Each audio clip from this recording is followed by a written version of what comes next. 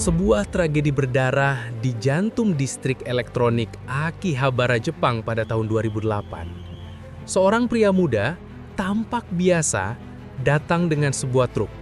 Dan dalam hitungan menit, jalanan ramai berubah menjadi lautan kepanikan, meninggalkan 7 nyawa melayang dan puluhan lainnya terluka. Inilah kisah Tomohiro Kato, sebuah peristiwa yang bukan hanya sekedar serangan brutal, tetapi juga cermin dari kerapuhan jiwa manusia dan bayangan kelam di balik modernitas Jepang.